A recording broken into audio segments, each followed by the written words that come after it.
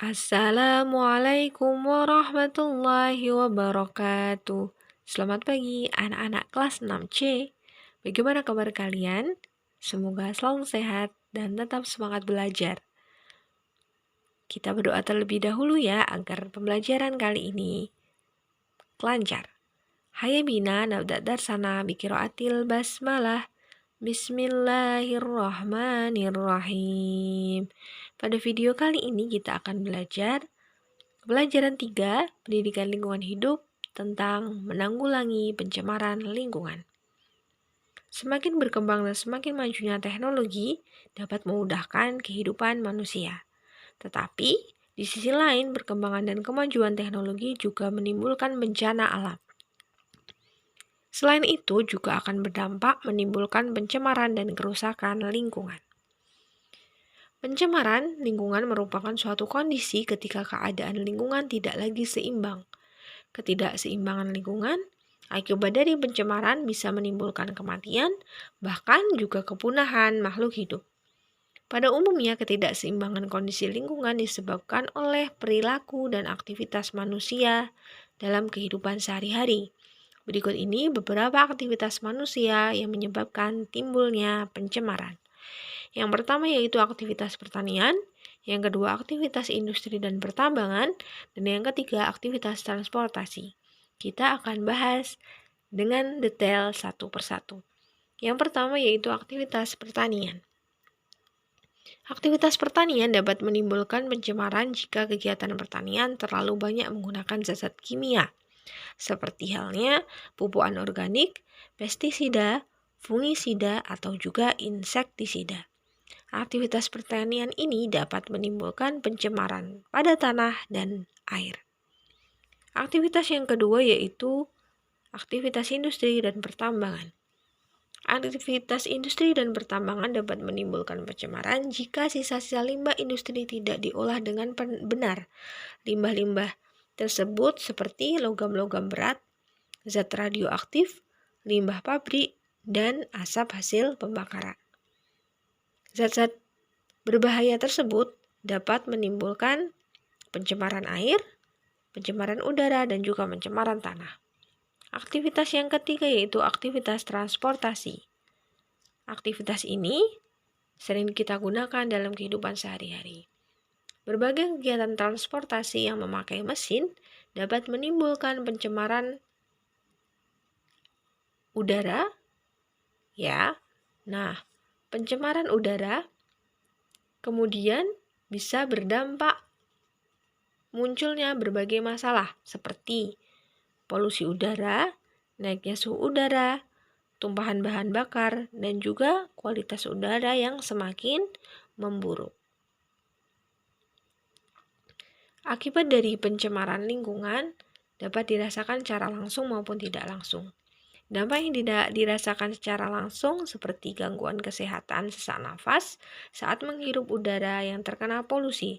Sedangkan dampaknya yang tidak dapat dirasakan secara langsung yaitu terkena penyakit kanker setelah sekian lama mengkonsumsi bahan makanan yang mengandung zat-zat kimia. Jadi akibatnya muncul bergantung dari proses terjadinya pencemaran. Kemudian pencemaran lingkungan juga dapat menimbulkan berbagai masalah pada lingkungan. Secara garis besar kita akan membahas dua masalah yaitu pemanasan global atau global warming dan juga efek rumah kaca. Bahasan pertama yaitu pemanasan global atau global warming. Pemanasan global adalah fenomena alam yang terjadi karena suhu di bumi meningkat dan menjadi tidak seimbang. Pemanasan global telah menjadi persoalan dunia karena pengaruhnya yang ditimbulkan dirasakan oleh seluruh dunia, jadi berdampak luas. Pemanasan global disebabkan karena pencemaran dan kerusakan lingkungan. Pemanasan global dapat mengakibatkan beberapa permasalahan lingkungan, yaitu mencairnya es di kutub utara dan juga di kutub selatan, perubahan suhu di laut yang berubah, perubahan iklim, kemudian semakin mudahnya penyakit menyebar, dan yang terakhir yaitu krisis air. Kita akan bahas satu persatu secara detail. Yang pertama yaitu mencairnya es di kutub dan di pegunungan tertinggi. Peristiwa mencairnya es di kutub dan berbagai pegunungan tertinggi dapat menyebabkan meningkatnya permukaan air laut. Peningkatan permukaan air laut dapat menyebabkan perubahan suhu di laut. Di samping itu, peningkatan permukaan air laut dapat menyebabkan daratan dan pulau-pulau di sekitar laut menjadi tergenang. Bila hal ini terjadi secara terus-menerus, maka daratan dan pulau-pulau di sekitar laut akan terendam dan hilang. Dampak yang kedua yaitu perubahan suhu di laut. Akibat pemanasan global akan berdampak pada ekosistem di laut. Perubahan ekosistem di laut inilah ditandai dengan berubahnya pola penyebaran ikan. Perubahan penyebaran ikan menyebabkan para nelayan akan kesulitan untuk menangkap ikan di laut.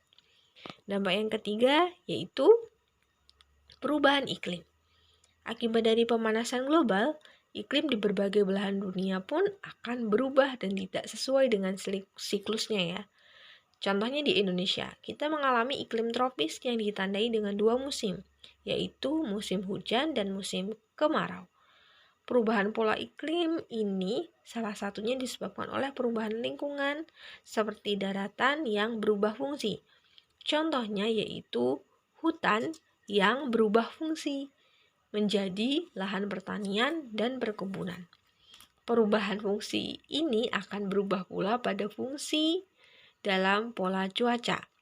Hutan yang semula menurunkan suhu udara di bumi, ketika hutan telah tandus, gundul, ditebangi, maka suhu di bumi menjadi meningkat.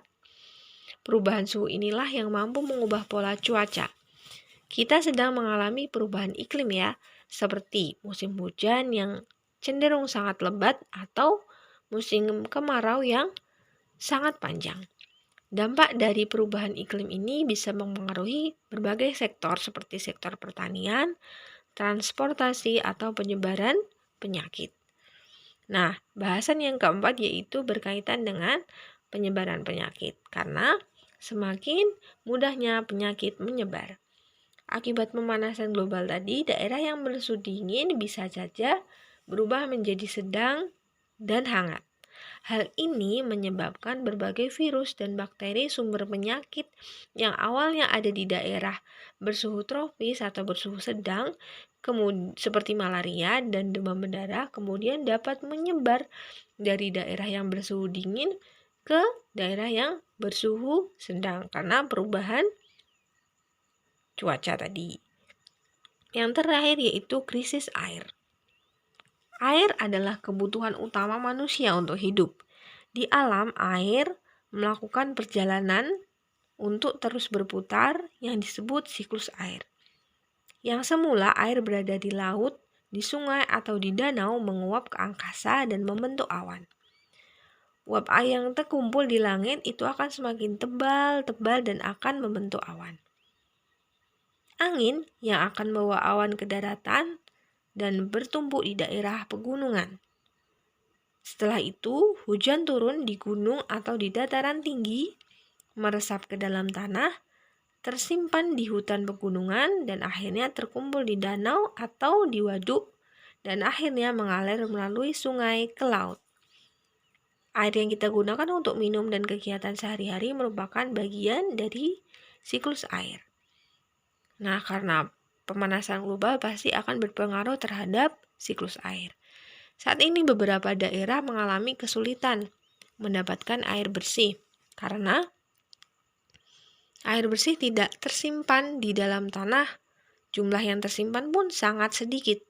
Di area perkotaan bahkan sudah jarang dipenuhi atau dijumpai air yang bersih di perumahan ya, karena air yang hujan yang turun dari hujan langsung mengalir di permukaan aspal dan beton. Kemudian air tidak meresap ke dalam tanah karena beton dan aspal. Sehingga di perkotaan sulit sekali memenuhi kebutuhan air bersih, bahkan sering terjadi banjir karena tidak ada air resapan. Kemudian dampak dari kerusakan lingkungan yang kedua yaitu efek rumah kaca. Efek rumah kaca adalah peristiwa meningkatnya suhu karena naiknya kandungan gas karbon dioksida dan gas-gas lain di atmosfer. Kenaikan gas karbon dioksida dapat disebabkan oleh meningkatnya pembakaran bahan bakar, minyak, atau juga pembakaran dari hasil industri. Nah, seperti apa efek rumah kaca? Seperti tapak pada gambar ya, sebagian panas dari matahari kemudian tidak bisa kembali. Jadi terperangkap karena gas-gas dioksida tadi ya yang berada di atmosfer sehingga suhu bumi cenderung panas. Pada dasarnya karbon dioksida di permukaan bumi sangat bermanfaat bagi makhluk hidup. Misalnya untuk membantu proses fotosintesis pada tumbuhan.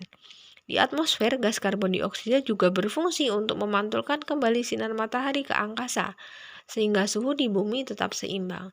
Namun, akibat dari pembakaran dari bahan bakar minyak dan hasil industri yang berlebihan, gas karbon dioksida akan semakin meningkat. Akibatnya, sinar matahari hasil dari pantulan di bumi sedikit yang dipantulkan kembali ke angkasa. Hal ini menyebabkan suhu di bumi menjadi meningkat.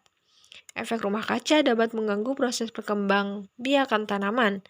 Bila proses perkembangbiakan tanaman terganggu, maka muncul lagi dampak yaitu bumi dapat mengalami rawan pangan atau krisis pangan. Jadi kita harus bijak dalam menjaga lingkungan agar dampak-dampak tersebut bisa berkurang dan tidak dialami lagi. Itu tadi video kali ini. Untuk tugasnya, kalian mengerjakan evaluasi pelajaran 3 halaman 42 bagian A nomor 1 dan 10. Untuk penjelasan mengenai menanggulangi pencemaran dan kerusakan lingkungan akan dijelaskan pada video selanjutnya. Sekian, banyak salah dari Ustazah mohon maaf. Kita tutup. Hayabina nahtatim darsana biqiraatil hamdalah. Alhamdulillahi Rabbil Alamin. Sekian, wassalamualaikum warahmatullahi wabarakatuh.